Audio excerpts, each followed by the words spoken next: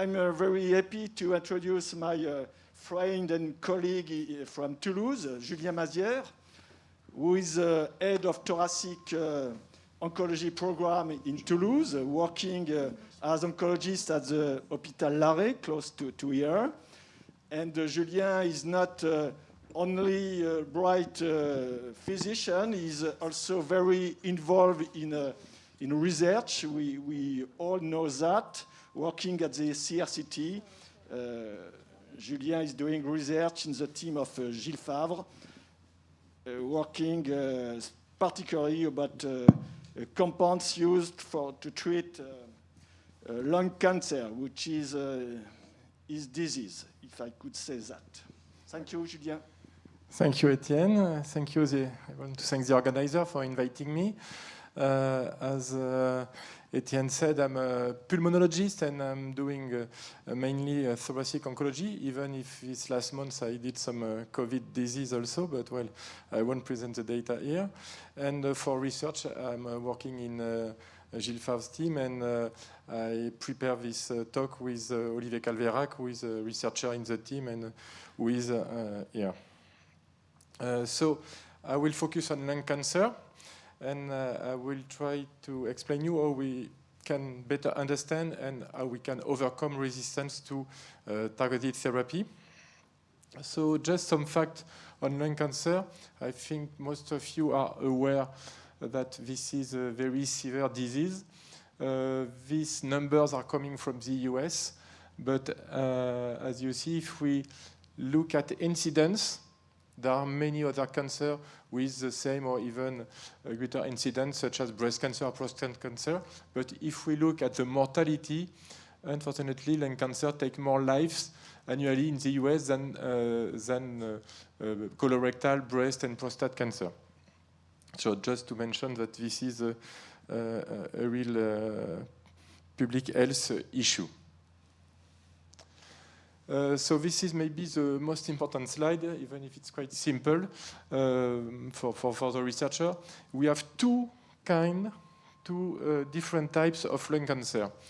The first one, that is the most well-known maybe, and was I will say the main model in the last years, was that it was a multi-step carcinogenesis, and that lung cancer occurred from aggregation of numerous mutations caused by tobacco, by many factors. And so this kind of cancer, the treatment was chemotherapy, and more recently, it's immunotherapy. But we recently, since I would say 20 years, that some lung cancer occur through a different pathway and involve not an aggregation of multiple mutations, but one single molecular event. And this single mutation or translocation, I would say a molecular event, is called oncogenic addiction. That means that all the lung cancer cells will depend upon this mutation and will transform the cells and lead to cancer. So I will focus on this model because for researchers it's more easy to study, and it's a very well-known model now with some major oncogenic addictions such as EGFR. So the consequence in terms of treatment is that for every cancer, I will say metastatic cancer, we check when we have to identify some molecular alteration. So that means that each time we see a metastatic lung cancer, we have to do molecular biology, and we have to check if in this cancer we have oncogenic addiction. So if we find EGFR mutation, ALK translocation, ROS1 translocation, BRAF mutation, or even now other mutations such as RET, MET, even KRAS, we will treat this patient not with chemo, not with immunotherapy, but with targeted therapy. So you have the name of the drug here. Most of the time it's tyrosine kinase inhibitors. And this patient won't receive chemo or immunotherapy, or sometimes they will receive this treatment at the end of the disease. At the other part, if we are not able to identify any molecular alteration, so that means that this cancer occurred through multi-step carcinogenesis with many mutations, that this is not oncogenic drivers, we will check PD-L1 expression, and depending on the PD-L1 status, we will treat this patient with immunotherapy alone or immunotherapy combined with chemotherapy. And then we will add some other drugs. But this patient will never receive any targeted therapy. So I know that the title of the symposium will focus on immunotherapy, but frankly, it's difficult to identify mechanism of resistance to immunotherapy. Maybe some researchers here, such as Bruno, are more aware than me, but on my side, the more I read paper regarding the resistance to immunotherapy, the more I'm confused. So I won't present you how the lung cancer patient escape from immunotherapy, but because in my mind it's very difficult. What I will present is how targeted therapy are working. They are working well, with good results, but at the end of the treatment, all the patient will eventually relapse. So I think that's the main challenge we face. So a brief overview of when I was a young medical student, all patients were treated with chemotherapy. 5 years ago, we introduced some targeted therapy, such as EGFR or ALK inhibitors. And now we are facing many molecular alterations. And for most of these molecular alteration, we have some drugs. And with this progress made in molecular biology, we can increase response rate and, of course, survival in lung cancer patients. So I know that there are here maybe more researchers than physicians. So just to explain what are the targets that we are looking for now, and the biology, and then the drugs that are approved in France, and the drugs that are, I will say, under clinical trials or awaited.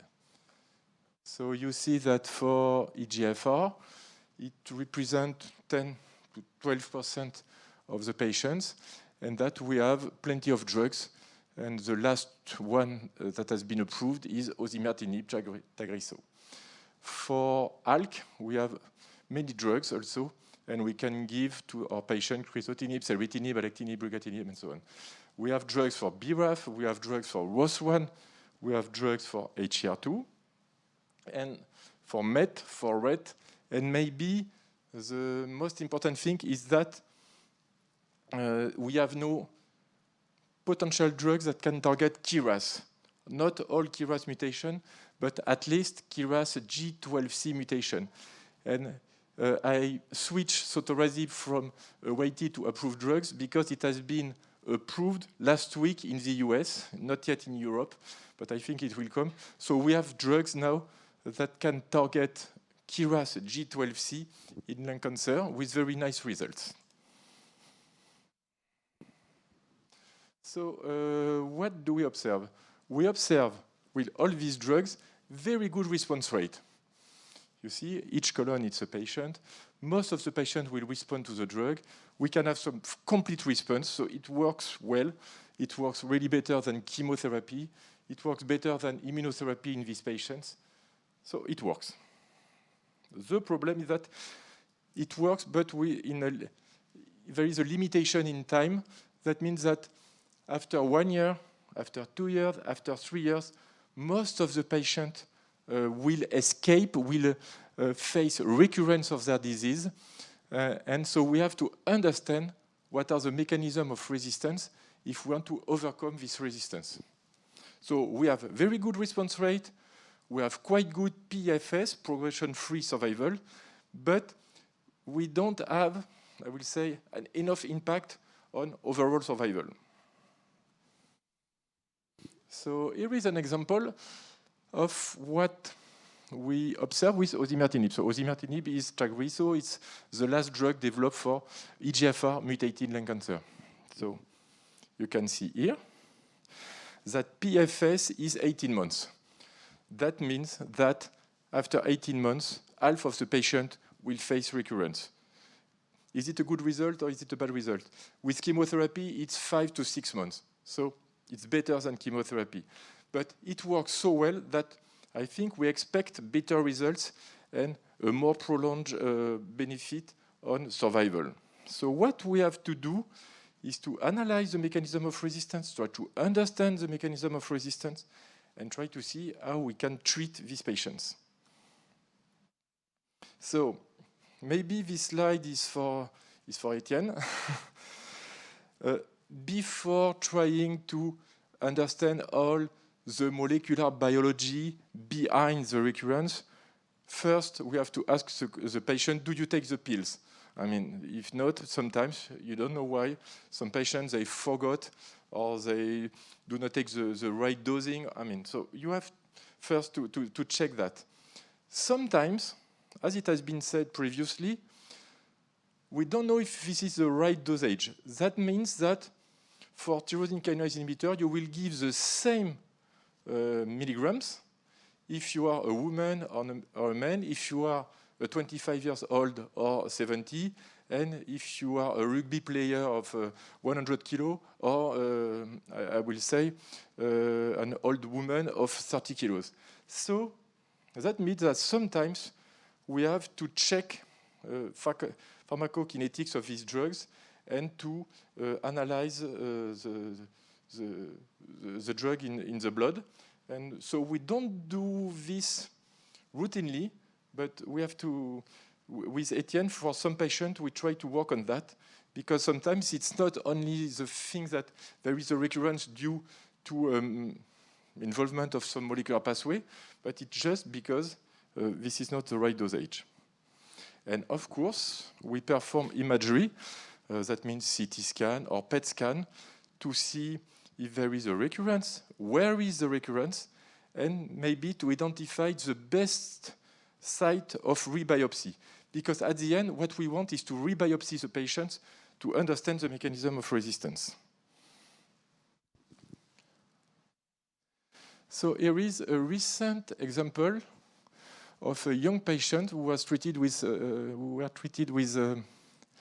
alectinib, and he underwent kind of very slow resistance. So I discussed that with Etienne, and instead of saying, I will rebiopsy, I will see if there is any molecular mechanism, we check the dosage of alectinib in the blood, and as you can see, he was underdosed. So what we did is not to perform rebiopsy, we just increase the dose. So now, having said that, so we ensure that the patient takes the treatment, that this is the right dosage. Even if this is done, we can see some resistance, and this is a typical lung cancer patient. So you will see here, no, you cannot see, I think. You can see on the left panel lung cancer disease. Then after treatment, let's say with osimertinib, you have almost a complete response. Then you wait 1 year, 2 years, and you will see a small recurrence. So how we can manage this? What we observe here, we observe the same thing in mouse or in cell line. We can get rid of the cells. Then if you wait, so it's in months for patients, it's in weeks for cells, you will see a recurrence. So how we can manage this? What we are doing in the clinic right now is we wait the recurrence to understand and to treat the patient. We do not perform any intervention during the treatment. We follow the patient with CT scan, and when we observe this recurrence, we try to rebiopsy to understand why there is this recurrence. So how we can do that? So as I'm a pulmonologist, I give you some example of what we can do. Well, maybe it's not in the field of the symposium, but we can do tissue biopsy, CT guide tissue biopsy, radial probe, electromagnetic navigation. We have a lot of procedure to get access to the tissue and to perform the analysis. We can also perform something else. It's liquid biopsy. As lung is quite difficult to access, we can also perform liquid biopsy, and we will check through DNA, or we can get access to cancer cell lines. We will check the molecular biology in the blood, and some work has been done by Nicolas Guibert and are reported here. So you can see that we can identify some tumor DNA or tumor circulating cells and get some insight in the molecular biology. Just to let you know that we can also get access to other liquids, such as supernatant in the bronchial, pleural effusion. I mean, we can get access to urine, quite everything. So now, how can we overcome resistance? And what are the main mechanisms? What we currently observe is we can have modification in oncogenic signaling. We can have modification in we can have an alteration in the target itself. We can have some bypass tract, or we can have other mechanisms of resistance that are described here. There is not only one mechanism of resistance, there are plenty of mechanisms of resistance. So I show you here some example of the mechanism of resistance we identified in lung cancer patients with EGFR mutation or ALK mutation. So what do you see? We see that for EGFR patients, sometimes we have some modification in the EGFR gene itself, such as T790M mutation. We can also have some MET amplification, HR2 amplification. So it can target the gene itself or other pathways. For ALK patients, we can see almost the same. Sometimes it's modification in ALK, such as ALK amplification. We can observe some acquired new mutation, but also some activation of other pathways. So these recent papers focus on all the mechanisms of resistance that were identified. It was through liquid biopsy in lung cancer patients treated with osimertinib. So all the patients were treated with osimertinib. At the time of recurrence, they performed liquid biopsy to identify the mechanism of resistance. And this is what we can identify. Sometimes it's the same biology as we observe at the beginning of the disease, so the mechanism is unknown. Sometimes we can observe some histological transformation. This is something really weird. That means that you start from adenocarcinoma, you treat the patient with a drug, you will rebiopsy, and you will find small cell lung cancer or other histological types. So this is quite uncommon, but we can find this in, here it was in 15% of the patient. I think in my experience it's a little bit less. We can also find new EGFR mutation, such as that one. We can find some acquired amplification, especially MET or HR2. We can find oncogenic fusion, such as the occurrence of or ALK or RET translocation. Sometimes some new gene alteration, and in some cases, some, I would say, deregulation of MAP kinase or PI3 kinase pathway. So you see that the picture is quite complex, and we will have to face all these mechanisms of resistance. In each case, when I add a red star, we have some treatment to overcome this resistance. For histological transformation, we had recently some cases. If on the rebiopsy, especially on the liquid biopsy, you identified some P53 or RB alteration, that means that you will probably right now or later on face an histological transformation. So this was for patients that were treated with osimertinib in first line. When they receive osimertinib in second line, well, I mean, the same colors, not the same proportion, but it's almost the same story, as you see, with plenty of mechanism. And I like this picture. This picture is drawn from a patient, lung cancer patient with ALK alteration, and this patient was treated with, I will say, sequential ALK inhibitors. And you can see each color represents a clone, that it's not a monoclonal disease. That means that even from the beginning, you have some resistant clone. This clone will pop up or will disappear depending on the drug you will give. That means you will induce a pressure, a therapeutic pressure, that will induce some mechanism of resistance. And at the end, if you see here, at the time of treatment with brigatinib, you will see that it's only, oncogenic addiction is not depending on only one molecular event, but on many molecular events. And you can understand that it will be difficult to treat this patient because he has several subclonal alterations. Nevertheless, we have some successful story as that patient. I know him since more than 10 years. He is ALK, never smoker, and he has been treated with chemotherapy because we didn't knew ALK in 2010. Then he was enrolled in many clinical trials, including crizotinib, alectinib, ceritinib, lorlatinib. I put this picture because he sent me postcard every year. And just to mention that we can treat this patient, but we have to change the drug every year, every 2 years. And sometimes, at the end, we don't have any more drugs that can target all the subclone. So this is a recent review published in Nature Cancer, and that shows you that we understand, we can identify the mechanism of resistance, but we have plenty of possibilities. So if you see, sometimes we find nothing, no mechanism of resistance, so we will treat the patient with chemotherapy.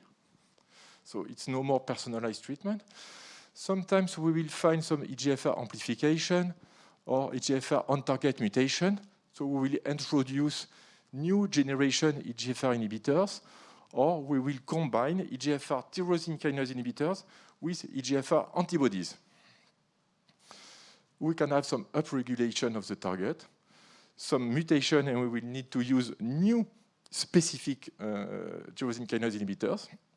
We can observe some gene fusion, and we will use here also new tyrosine kinase inhibitor dedicated to this fusion. We can find some amplification. Sometimes, as I told you, we have some histological transformation, and we have to switch to a different chemotherapy. We can have some EMT mechanism, also some non-genetic mechanism, and I will maybe discuss this in more detail. So, for example, in Toulouse, what we are doing in EGFR patients that are treated with osimertinib and develop resistance. If we do not find any mechanism of resistance, we have some combination of chemotherapy, sometimes with immunotherapy, and most of the patients are included in clinical trials. I think the most important mechanism of resistance is MET amplification. And if we identify MET amplification, you will see here that we have also some therapeutic possibilities, including clinical trials, such as the INSIGHT-2 trial, combination of MET inhibitors and EGFR inhibitors. And sometimes we have, I will say, uncommon mechanism, and we will have to, I will say it's more than case report than clinical trials. So we have to combine some treatment targeting EGFR with BRAF, RET, HER2, and try some new combination, or try to mix antibodies with tyrosine kinase inhibitors. Here you cannot see, but I think it's normal, because this is the list of the clinical trials that are open for pre-treated EGFR mutated non-small cell lung cancer. Just to mention that we find everything. We can find everything. Combination of tyrosine kinase with antibody, tyrosine kinase inhibitors with anti-angiogenic agent. I don't think you can read it very well, but there is even one clinical trials, or you mix osimertinib with aspirin. I was checking if you don't have osimertinib with hydroxychloroquine, but I cannot find it. So, but I think we try everything with chemo, with anti-angiogenic agent, with immunotherapy. But I mean, maybe there is not one size that fits all, and we have to identify the mechanism instead of giving a fixed combination for every patient. So, can we do better? So that's the main challenge, and that's the topic we are working on at the lab. What I mentioned is that what we are doing right now is we wait the recurrence to perform rebiopsy, and what I will say, it's too late. Because when the mechanism of resistance are installed, sometimes it's very difficult because we need combination, and it's not, most of the time, not very efficient. So what we can say is, can we identify the mechanism of resistance from the beginning? It will be easier. If we can anticipate the mechanism of resistance, maybe we can use different drugs, not at the time of recurrence, but from the beginning. So for example, for some patients, we have T790M mutation that are present in, I will say, in a minor clone only in few cells from the beginning. So we don't have to wait T790M mutation to occur. Let's give from the beginning a drug that can target both EGFR common mutation, but also T790M mutation. So we will avoid this kind of recurrence. So this has been done. That's why we are using osimertinib instead of erlotinib or gefetinib. And what we observe, that's true, that we increase response rate and PFS because we target from the beginning a known mechanism of resistance. So it's quite good, but it's not enough. As you can see, it's a real progress. But at the end, most of the patients will have a recurrence. We did the same for ALK. Instead of using crizotinib, we use alectinib because we know that alectinib targets some, I would say, resistant mutation. And you see that the results are really better. And now we are using alectinib for most of our ALK patients. It's really better. It works on brain mets, but it's not yet enough. As you know, I cannot give a speech without speaking about Robi. So if not, Gilles won't be happy.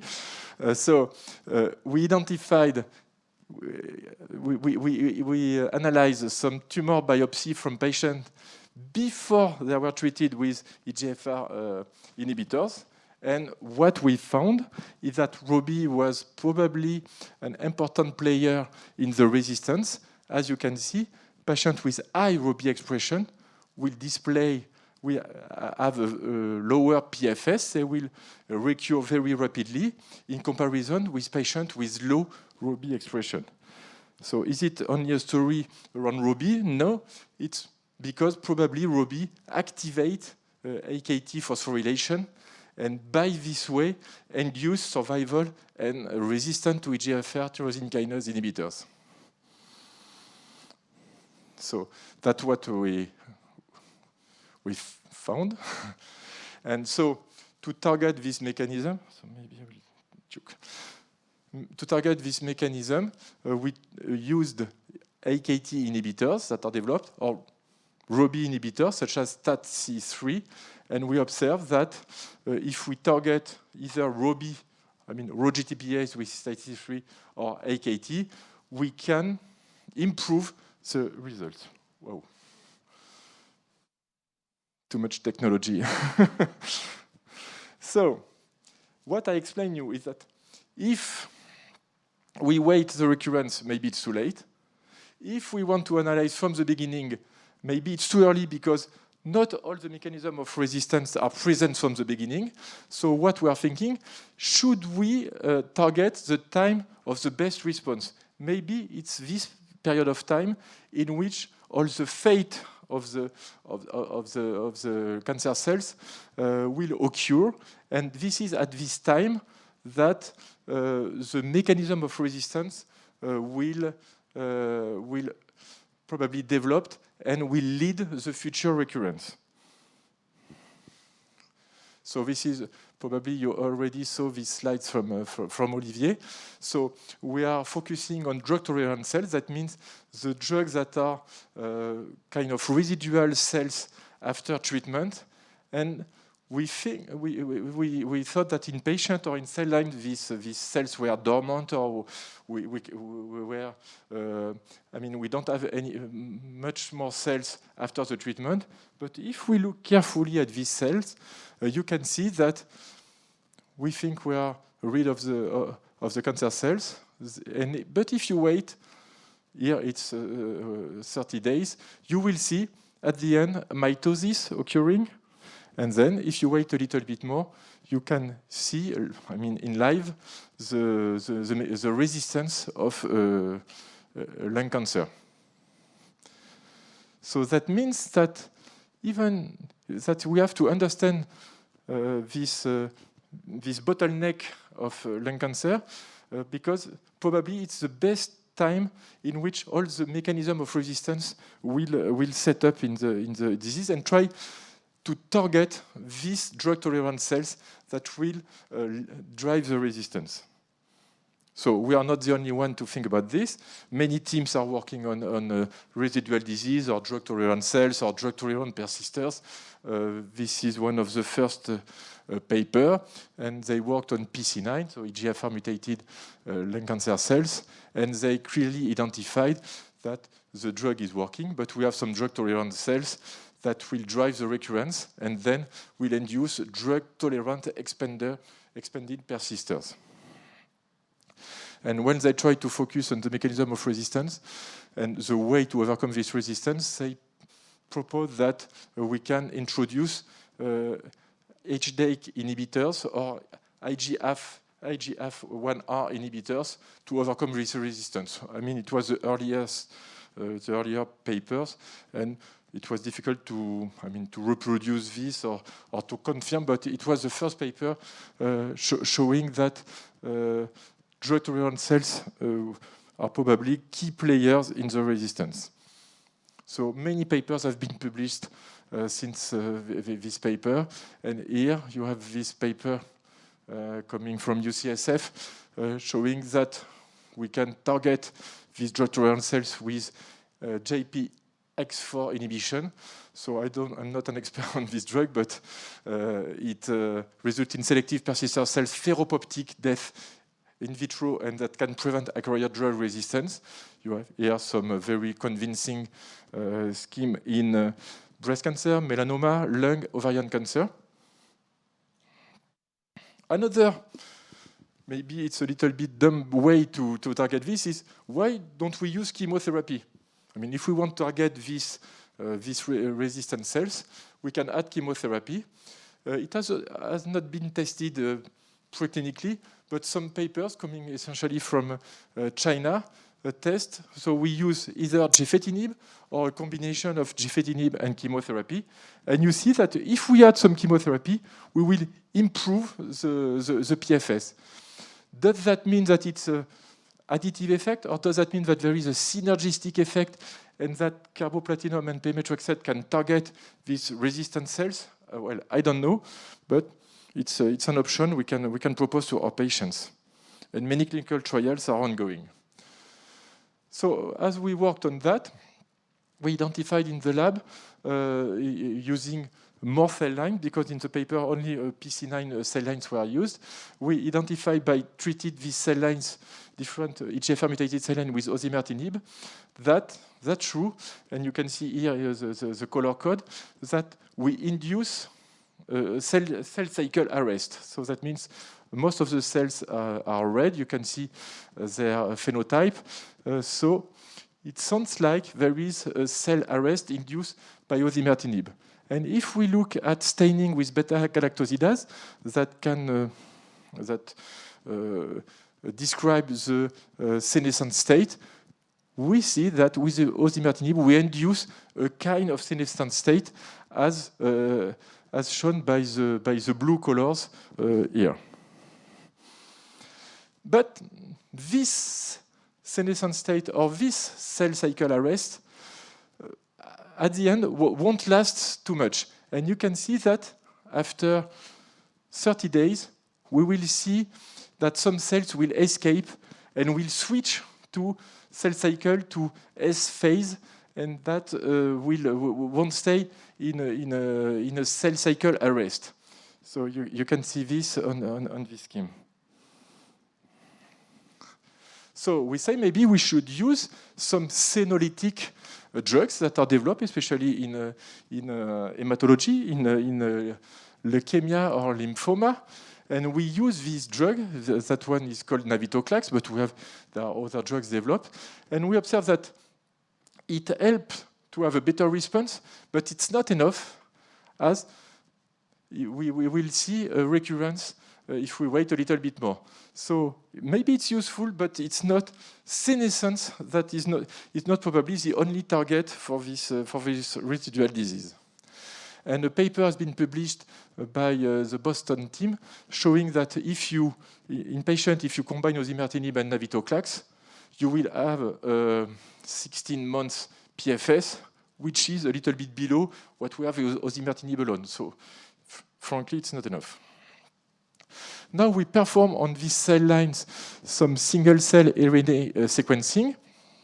And by identifying the molecular profile or each subtypes induced by osimertinib, as you can see here in the G1 state or in SG2 state, we identified some molecular profile and we were able to identify some pathway that probably target the switch between the dormant state and the reactivation and the cell cycle activation in these cell lines.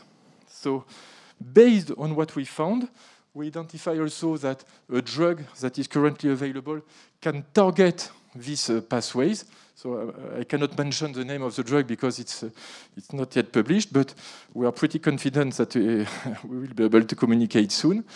And if we use this drug, you see on different cell lines, you observe that we have a very clear, very clear impact on cell line, but also a very durable effect. That means we avoid recurrence. So we perform that on cell lines, but also on PDX models issued from lung cancer patients. And you see that the combination of osimertinib with this drug appears to be very potent to control the disease and to avoid, or at least to delay, the recurrence. So our aim is now to develop a clinical trial based on this combination. So we are working on that here with Olivier, with Thomas Filleron team, and with Jean-Pierre Delors team for phase 1 unit. So in conclusion, as you can see, if we want to target these drug-tolerant cells, for the moment, we don't know exactly how to target them, but we can use either chemotherapy, we can use anti-angiogenic agents in some clinical trials. If it's really localized, some radiotherapy. Phenologic drugs, as I showed you, it's not working very well. Some pro-apoptotic drugs. Some epigenetic drugs have been also tested with some, I will say, mixed results. Some AKT inhibitors also. And maybe drug X or other drugs will be a new player in this treatment. So the conclusion is that to target and to overcome resistance, we can wait for recurrence. But my feeling is that it's a little bit too late, but that's what we are doing right now. And we can use new drugs, third-generation tyrosine kinase inhibitors, or to introduce chemotherapy. And we need for that to rebiopsy the patients.